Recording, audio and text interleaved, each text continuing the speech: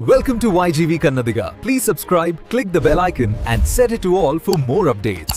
ಇತಿಹಾಸದಲ್ಲಿ ಕೆಲವು ನಾಯಕರ ಜೀವನ ಇದೆಯಲ್ಲ, ಅದು ಯಾವಾಗ್ಲೂ ಒಂದು ರಹಸ್ಯವಾಗೇ ಉಳಿದ್ಬಿಡುತ್ತೆ. ಆದರೆ ಅವರು ಬಿಟ್ಟು ಹೋದ ಹೆಜ್ಜೆ ಗುರುತು ಮಾತ್ರ ಇತಿಹಾಸದ ಮೇಲೆ ಅಳಿಸಲಾಗದ ಪ್ರಭಾವ ಬೀರುತ್ತೆ. ಇವತ್ತು ನಾವು ಮಾತಾಡೋಕ್ ಹೊರಟಿರೋದು ಅಂಥದೇ ಒಬ್ಬ ವ್ಯಕ್ತಿ ಬಗ್ಗೆ. ಅವರೇ ಸುಭಾಷ್ ಚಂದ್ರ ಬೋಸ್. ಕತೆ ಶುರುವಾಗೋದೇ ಇಲ್ಲಿಂದ. ದಿನಾಂಕ ಆಗಸ್ಟ್ 18, 1945. ಒಂದು ಪ್ಲೇನ್ ಕ್ರ್ಯಾಶ್ ಆಗುತ್ತೆ. ಜೊತೆಗೆ ಒಂದು ನಿಗೂಢತೆ ಹುಟ್ಕೊಳ್ಳುತ್ತೆ. ಮತ್ತೆ ಒಬ್ಬ ದಂತಕತೆ ಕೂಡ ಹುಟ್ಕೊಳ್ತಾರೆ. ಆದರೆ ಇದು ನಿಜವಾಗ್ಲೂ ಅಂತ್ಯನ ಅಥವಾ ಒಂದು ಹೊಸ ಆರಂಭನ? ಈ ಪ್ರಶ್ನೆ ಇದೆಯಲ್ಲ, ಇದಕ್ಕೇ ಉತ್ತರ ಹುಡುಕೋಕೆ ನಾವು ಅವರ ಕಥೆಯನ್ನ ಮೊದಲಿಂದ ನೋಡಬೇಕು. ಸರಿ, ಹಾಗಿದ್ರೆ ಬನ್ನಿ ಈ ಕಥೆಯ ಮೂಲಕ್ಕೆ ಹೋಗೋಣ. ಮೊದಲನೇ ಭಾಗ, ಒಬ್ಬ ಬಂಡಾಯಗಾರನ ಜ್ವಲಂತ ಆರಂಭ. ವರ್ಷ 1916. ಜಾಗ ಕಲ್ಕತ್ತಾದ ಪ್ರೆಸಿಡೆನ್ಸಿ ಕಾಲೇಜ್. ಅಲ್ಲಿ E.F. ಫೋರ್ಟನ್ ಅಂತ ಒಬ್ಬ ಬ್ರಿಟಿಷ್ ಪ್ರೊಫೆಸರ್ ಇದ್ರು. ಅವರು ಕ್ಲಾಸಲ್ಲಿ ಒಂದು ಮಾತನ್ನ ಹೇಳ್ತಾರೆ. ಅವ್ರು ಹೇಳಿದ್ದೇನು ಗೊತ್ತಾ? ನೀವು ಭಾರತೀಯರಿಗೆಲ್ಲ ನಾವು ತಂದಿರೋ ಈ ನಾಗರಿಕತೆಗೆ ಅರ್ಹತೆನೇ ಇಲ್ಲ, ನೀವು ಯಾವಾಗ್ಲೂ ನಮ್ಮ ಕೆಳಗಿರಬೇಕಾದ ಜನಾಂಗ ಅಂತ. ಆದ್ರೆ ಅದೇ ಕ್ಲಾಸ್ನಲ್ಲಿದ್ದ ಒಬ್ಬ ಯುವಕ ಸುಭಾಷ್ ಚಂದ್ರ ಬೋಸ್ ಧೈರ್ಯವಾಗಿ ಎದ್ನಿಂತ್ರು. ಅವರು ಹೇಳಿದ್ದು ಇಷ್ಟೇ: ಸರ್, ನೀವು ಮಾಡ್ತಿರೋ ಅವಮಾನ ನಮ್ಮ ಪಠ್ಯಕ್ರಮದ ಭಾಗ ಅಲ್ಲ. ನೋಡಿ, ಈ ಒಂದೇ ಒಂದು ಮಾತು, ಅದು ಇಡೀ ಕಾಲೇಜ್ನಡಿ ಒಂದು ದೊಡ್ಡ ಮುಷ್ಕರಕ್ಕೆ ಕಾರಣವಾಯಿತು. ಇದರ ಪರಿಣಾಮವಾಗಿ ಬೋಸ್ ಅವರನ್ನ ಕಾಲೇಜಿಂದ ಹೊರಹಾಕಿದ್ರು. ಆದ್ರೆ ನಿಜ ಹೇಳ್ಬೇಕಂದ್ರೆ ಆ ಕ್ಷಣದಲ್ಲೇ ಒಬ್ಬ ಬಂಡಾಯಗಾರ ಹುಟ್ಕೊಂಡಿದ್ದು. ಹಾಗಿದ್ರೆ ಮುಂದೆ ಏನಾಯ್ತು? ಬನ್ನಿ ಅವರ ಜೀವನದ ಇನ್ನೊಂದು ನಿರ್ಣಾಯಕ ಘಟ್ಟಕ್ಕೆ ಹೋಗೋಣ. ಇದೇ ಅವರ ಮುಂದಿನ ದಾರಿಯನ್ನೇ ನಿರ್ಧರಿಸಿದ್ದು. ಭಾಗ 2, ಒಂದು ರಾಷ್ಟ್ರದ ಆತ್ಮ. ಆ ಕಾಲದಲ್ಲೇ ಇಂಡಿಯನ್ ಸಿವಿಲ್ ಸರ್ವಿಸ್ ಅಂದ್ರೆ ICS ಅನ್ನೋದು ಮಾಮೂಲಿ ವಿಚಾರ ಆಗಿರ್ಲಿಲ್ಲ. ಅದನ್ನ ಹೆವೆನ್ಲಿ ಸರ್ವಿಸ್ ಅಂದ್ರೆ ಸ್ವರ್ಗದ ಸೇವೆ ಅಂತಾನೆ ಕರಿತಿದ್ರು.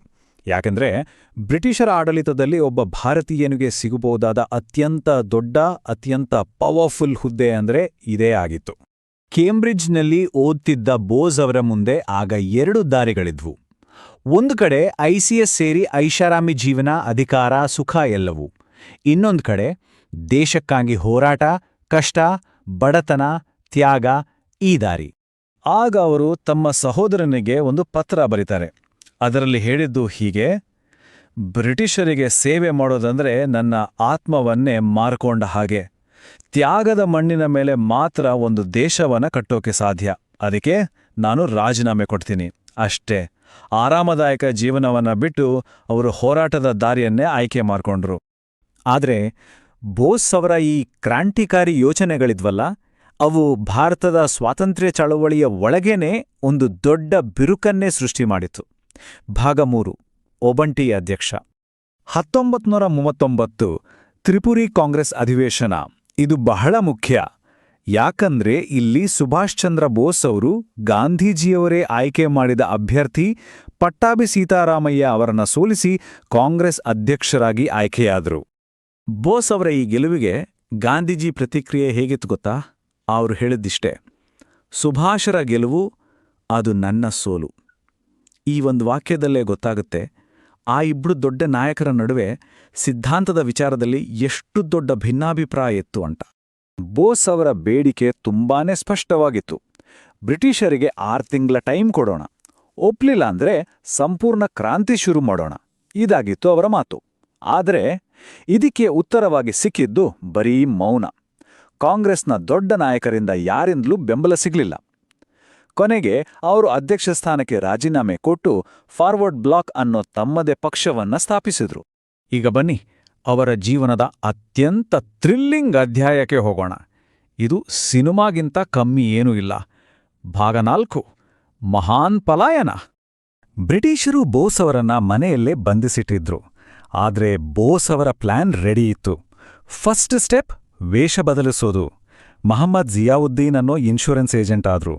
ಆಮೇಲೆ ನಡುರಾತ್ರಿಯಲ್ಲಿ ಒಂದು ವ್ಯಾಂಡ್ರರ್ ಕಾರಲ್ಲಿ ಮನೆಯಿಂದ ಎಸ್ಕೇಪ್. ಅಲ್ಲಿಂದ ಸೀದಾ ಪೆಷಾವರ್ಗೆ ಟ್ರೇನ್. ಕೊನೆಗೆ ಅಫ್ಘಾನಿಸ್ತಾನದ ದುರ್ಗಮ ದಾರಿಯಲ್ಲಿ ಪ್ರಯಾಣಿಸಿ ಯುರೋಪ್ ತಲುಪಿಯೇ ಬಿಟ್ರು. ಸರಿ, ಯುರೋಪ್ ತಲುಪಿದ್ಮೇಲೆ ಏನಾಯ್ತು? ಈಗ ಶುರುವಾಗುತ್ತೆ ಅವರ ಜಾಗತಿಕ ಮಿತ್ರರ ಹುಡುಕಾಟದ ಕಥೆ. ಭಾಗ 5, ನನ್ನ ಶತ್ರುವಿನ ಶತ್ರು. ಅವರ ಈ ಹುಡುಕಾಟ ಮೊದಲು ಅವರನ್ನು ಮಾಸ್ಕೋಗೆ ಕರ್ಕೊಂಡು ಹೋಯಿತು. ಆದರೆ ಸ್ಟಾಲಿನ್ ಸಹಾಯ ಮಾಡೋಕೆ ಒಪ್ಪಲಿಲ್ಲ. ಅಲ್ಲಿಂದ ಬರ್ಲಿನ್ಗೆ ಹೋದ್ರೂ ಹಿಟ್ಲರ್ನನ್ನು ಭೇಟಿಯಾದ್ರು. ಆದರೆ ಎಲ್ಲಕ್ಕಿಂತ ರೋಚಕವಾದ ಘಟನೆ ನಡೆದಿದ್ದು ಹಿಂದೂ ಮಹಾಸಾಗರದಲ್ಲಿ. ಒಂದು ಜರ್ಮನ್ ಸಬ್ಮರೀನ್ನಿಂದ ಇನ್ನೊಂದು ಜಪಾನೀಸ್ ಸಬ್ಮರೀನ್ಗೆ ಟ್ರಾನ್ಸ್ಫರ್. ಅದು 90 ದಿನಗಳ ಕಾಲ ಪೂರ್ತಿ ನೀರಿನ ಅಡಿಯಲ್ಲೇ ಪ್ರಯಾಣ. ಹಿಟ್ಲರ್ ಜೊತೆಗಿನ ಆ ಭೇಟಿ ನಡೆದಿದ್ದು ಕೇವಲ 10 ನಿಮಿಷ ಅಷ್ಟೆ. ಹಿಟ್ಲರ್ ಏನೋ ಲೆಕ್ಚರ್ ಕೊಡಕ್ ಶುರು ಮಾಡಿದಾಗ ಬೋಸ್ ನೇರವಾಗಿ ಮಧ್ಯಪ್ರವೇಶಿಸಿ ಹೇಳಿದ್ರು, ನೋಡಿ, ನಾನಿಲ್ಲಿಗೆ ಉಪನ್ಯಾಸ ಕೇಳಕ್ ಬಂದಿಲ್ಲ, ನನ್ನ ದೇಶದ ಸ್ವಾತಂತ್ರ್ಯಕ್ಕಾಗಿ ಬಂದಿದ್ದೀನಿ. ನೀವು ಸ್ವತಂತ್ರ ಭಾರತದ ಘೋಷಣೆಗೆ ಸಪೋರ್ಟ್ ಮಾಡ್ತೀರಾ ಇಲ್ವಾ? ಅಂತಹ ಧೈರ್ಯ ಅದು. ಆನಂತರ ಅವರು ಕೊಟ್ಟ ಆ ಒಂದು ಕರೆ ಇದೆಯಲ್ಲ, ಅದು ಇತಿಹಾಸದಲ್ಲಿ ಅಚ್ಚಳಿಯದೇ ಉಳಿದಿದೆ. ಸಾವಿರಾರು ಜನರನ್ನ ಒಗ್ಗೂಡಿಸಿದ ಆ ಮಾತು, ನನಗೆ ರಕ್ತ ಕೊಡಿ, ನಾನು ನಿಮಗೆ ಸ್ವಾತಂತ್ರ್ಯ ಕೊಡುತ್ತೇನೆ. ಈಗ ನಾವು ಕಥೆಯ ಕೊನೆಯ ಭಾಗಕ್ಕೆ ಬಂದಿದ್ದೀವಿ. ಯುದ್ಧದಲ್ಲಿ ಸೋತರು, ರಾಜಕೀಯವಾಗಿ ಅವರು ಗೆದ್ದಿದ್ದು ಹೇಗೆ? ಇದೊಂದು ವಿಚಿತ್ರವಾದರೂ ಸತ್ಯ. ಭಾಗ 6, ಗೆದ್ದ ಭೂತ. ಬೋಸ್ ಕಟ್ಟಿದ ಸೈನ್ಯ ಇದೆಯಲ್ಲ, ಅದು ನಿಜಕ್ಕೂ ತನ್ನ ಕಾಲಕ್ಕಿಂತ ತುಂಬಾನೇ ಮುಂದಿತ್ತು. ಅದಕ್ಕೊಂದು ಉದಾಹರಣೆ ಅಂದ್ರೆ ಇಂಡಿಯನ್ ನ್ಯಾಷನಲ್ ಆರ್ಮಿ, ಅಂದ್ರೆ INA. ಏಷ್ಯಾದಲ್ಲೇ ಮೊದಲ ಬಾರಿಗೆ ಮಹಿಳೆಯರಿಗಾಗಿ ಒಂದು ಯುದ್ಧ ದಳವನ್ನ ಕಟ್ಟಿತ್ತು. ಅದರ ಹೆಸರು ರಾಣಿ ಆಫ್ ಝಾನ್ಸಿ ರೆಜಿಮೆಂಟ್. ಅದರ ನೇತೃತ್ವ ವಹಿಸಿದ್ದು ಕ್ಯಾಪ್ಟನ್ ಲಕ್ಷ್ಮೀ ಸೆಹಗಲ್. ಹಾಗಿದ್ರೆ ಅವರ ಹೋರಾಟದ ಅಂತಿಮ ಪರಿಣಾಮ ಏನಾಯಿತು ನೋಡಿ. INA ಮಣಿಪುರದಲ್ಲಿ ಭಾರತದ ಮಣ್ಣಿನ ಮೇಲೆ ನಮ್ಮ ಬಾವುಟ ಹಾರಿಸಿತು. ಸರಿ, ಯುದ್ಧ ಮುಗಿದ್ಮೇಲೆ ಬ್ರಿಟಿಷರು ಈ INA ಸೈನಿಕರನ್ನ ದೆಹಲಿಯ ಕೆಂಪುಕೋಟೆಯಲ್ಲಿ ವಿಚಾರಣೆಗೆ ನಿಲ್ಲಿಸಿದ್ರು. ಆದ್ರೆ ಆಗಿದ್ದೇ ಬೇರೆ. ಈ ವಿಚಾರಣೆಯ ವಿರುದ್ಧ ಇಡೀ ದೇಶದಲ್ಲಿ ದೊಡ್ಡ ಪ್ರತಿಭಟನೆಗಳು ಶುರುವಾದವು. ಅಷ್ಟೇ ಅಲ್ಲ, ಬ್ರಿಟಿಷ್ ಇಂಡಿಯನ್ ಆರ್ಮಿ ಮತ್ತು ನೇವಿಯಲ್ಲಿದ್ದ ನಮ್ಮ ಸೈನಿಕರೇ ದಂಗೆ ಎದ್ದರು. ಇದರ ಅರ್ಥ ಏನು ಗೊತ್ತಾ? ಬ್ರಿಟಿಷ್ ಸಾಮ್ರಾಜ್ಯದ ಬೆನ್ನೆಲುಬಾಗಿದ್ದ ಭಾರತೀಯ ಸೈನ್ಯದ ನಿಷ್ಠೆಯೇ ಮುರಿದು ಬಿದ್ದಿತ್ತು. ಯೋಚನೆ ಮಾಡಿ, ಒಂದು ಇಡೀ ಸಾಮ್ರಾಜ್ಯವನ್ನೇ ಹಿಡಿದಿಟ್ಟಿದ್ದ ಸೈನ್ಯವನ್ನೇ ಅವರು ಮುರಿದು ಹಾಕಿದ್ರು. ಹಾಗಾದ್ರೆ ಕಥೆಯ ಆರಂಭಕ್ಕೆ ಬರೋಣ.